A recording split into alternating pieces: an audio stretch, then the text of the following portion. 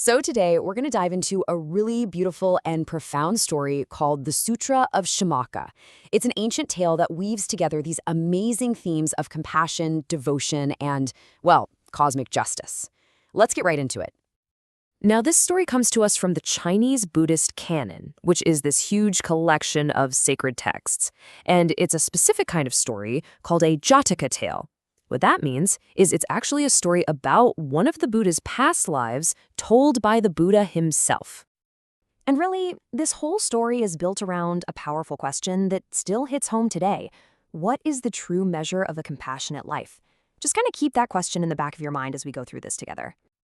Okay, so where does this all start?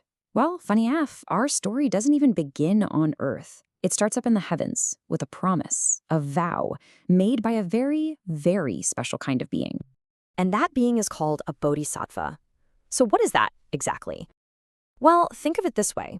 A bodhisattva is someone who has reached enlightenment, but they make a choice. They decide to delay their own final peace, nirvana, out of just incredible compassion, vowing to stick around and help every other living being find liberation first. So from up in the heavens, this bodhisattva is looking down, and he sees this elderly couple in the kingdom of Kasi. They're both blind, they don't have any children, and they have this one deep shared wish, to just retreat to the mountains and live a life of spiritual practice. But, without anyone to help them or care for them, it's pretty much an impossible dream. Seeing their situation, the bodhisattva makes this extraordinary decision. He vows, when my life here ends, I will be born as their son, and I will care for my parents until the end of their years. I mean, this is just the ultimate act of selfless compassion, and it's what sets this entire amazing story in motion.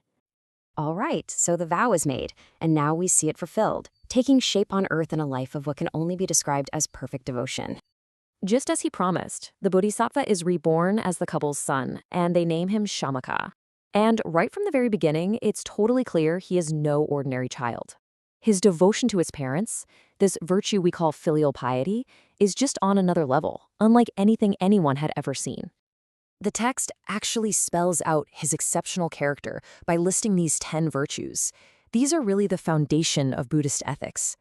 So he practices non-killing, non-stealing, no sexual misconduct, no deceit, all the way down the list. And the sutra sums it all up with this beautiful line: he served his parents as a human serves heaven.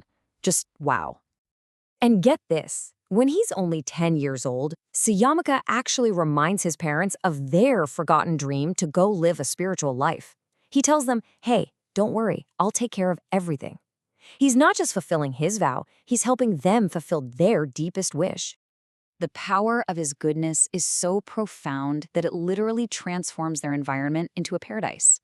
Seriously, up in the mountains, the weather is always perfect, fruit is always plentiful, and even fierce animals like lions and tigers become totally gentle, living in complete harmony with the family.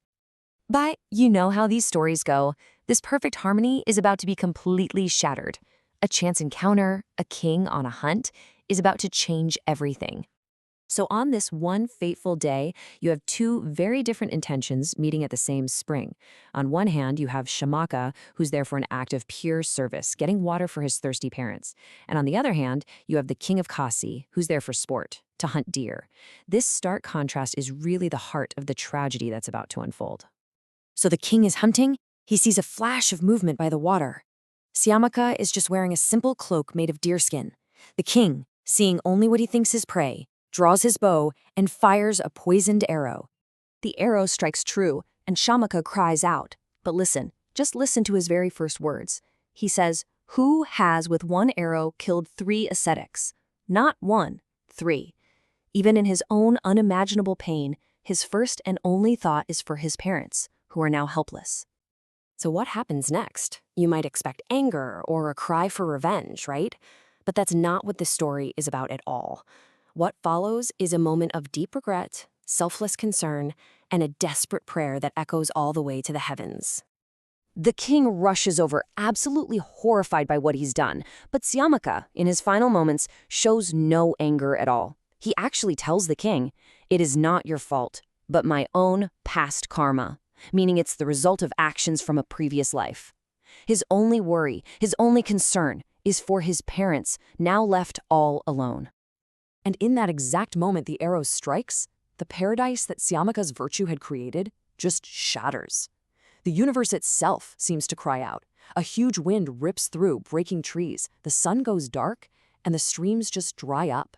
It's like the entire cosmic balance has been thrown into chaos. The devastated king has to guide the blind parents to their son. They collapse over his body, and they make this incredibly powerful oath to the heavens. They don't just plead for mercy, they appeal to cosmic justice. They cry out that if it is true, if it is an undeniable fact that their son was perfectly good and devoted, then his life must be restored.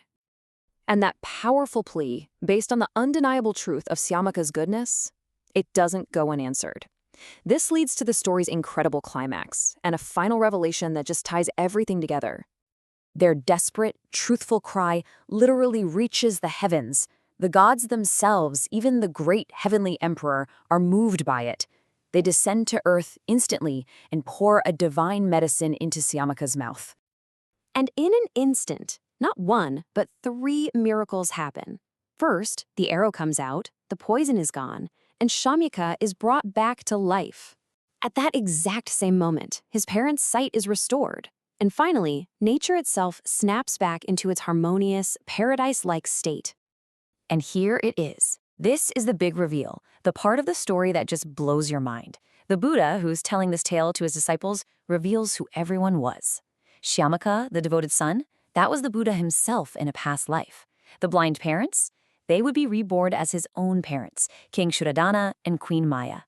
And the king who fired the arrow, that was his most loyal disciple, Ananda. Even the god who saved him was Maitreya, the future Buddha. It's this incredible web of karma, connecting them all across time. So at the end of the day, the story shows us that our actions, our relationships, they aren't just random. They're part of this huge, interconnected story that stretches across lifetimes. And it leaves us with this final thought. If every single act of compassion, no matter how big or small, really does echo through time, how might that change the way we choose to act today?